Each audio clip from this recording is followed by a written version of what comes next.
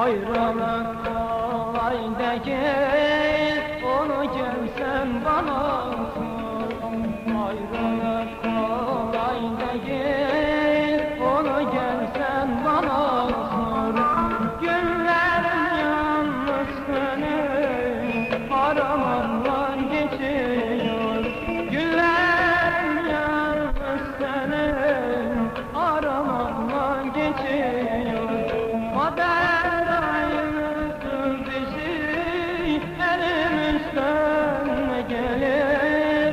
Sabrın sonu selamettir, başa gelen çekilir.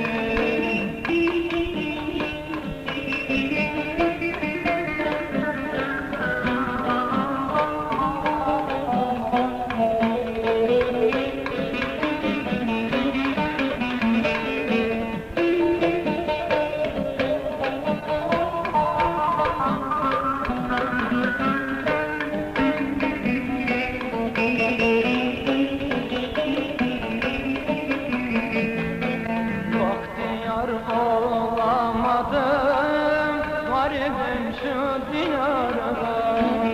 Bahtiyar olamadım, garibim şu diyarda. Bir gün ben de ölürsem, arkamdan sen anlama. Bir gün ben de ölürsem, arkamdan sen anlama. Kader ayırdı bizi, elimizden ne gelir?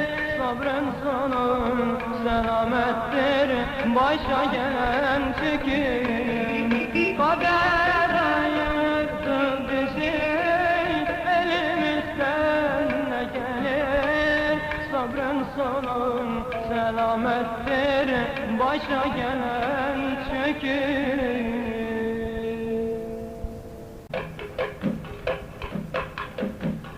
Thank you.